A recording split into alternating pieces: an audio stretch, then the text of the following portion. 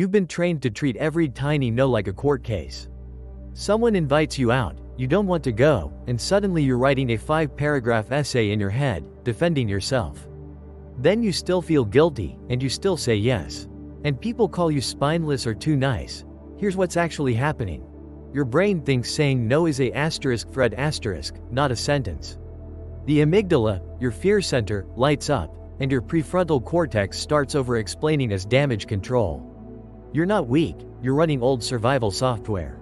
Your nervous system was wired to avoid rejection, because to your brain, rejection used to mean real danger, not just an awkward text. So you don't over-explain because you're dramatic. You over-explain because your hardware is still trying to keep the tribe happy so you don't get kicked out. So let's reframe this. You were probably labeled a people pleaser, indecisive, or unable to stand up for yourself. But biologically, you're a social safety specialist. Your brain is extremely sensitive to social tension. Like a high-resolution microphone always listening for conflict. Pause for a second and imagine two brains. One is a chunky desktop PC from 2005. It runs only basic, me first, programs. The other is your brain. A modern laptop overloaded with social plugins, always checking, is everyone okay? Did I hurt them? Are they mad? It's not broken, it's just running too many protection apps at once. In early human tribes, people like you were essential. While the warriors charged ahead, you were the diplomat sensing rifts in the group, smoothing things over, preventing fights that could split the tribe. That extra guilt you feel? It helped your ancestors maintain alliances. That's why this trait survived natural selection. The problem is, in 2024, your diplomat mode is firing when you're just trying to say, no, I can't join the group project, or no, I don't want to go out tonight. So instead of calling yourself a people pleaser, try this power label. You're a boundary diplomat, asterisk. Your job is not to never upset anyone. Your job is to communicate limits in a way that keeps relationships mostly intact, without sacrificing yourself every time. When you see yourself as a boundary diplomat, the goal shifts. It's no longer convince them I'm still good with long essays. It's simply, state my limit clearly, with respect, then stop talking. That's it. Let's make this incredibly simple with 3 tiny scripts you can steal.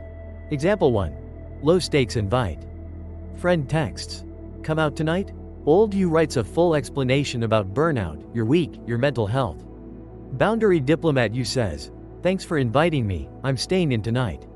Have fun though. Then you pause. No follow-up essay. The silence will feel loud. That's just your amygdala detoxing. Example 2.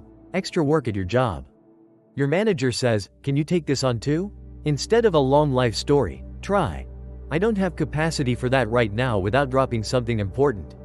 Which should we deprioritize? Short, respectful, adult. Example 3. Recurring favor. Someone always asks you to review their stuff. You say, I'm tightening my schedule this month, so I won't be able to look at these anymore. I hope you can understand.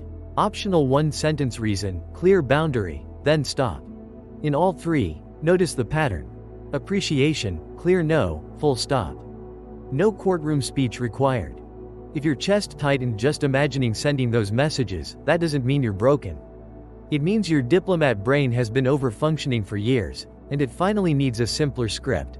I hope this gave you a new perspective on why saying no feels so heavy, and why that's not your fault. If you relate to this, you'll probably enjoy our other videos on lazy but ambitious boundaries and productivity. Take what helps, leave the rest. See you in the next one.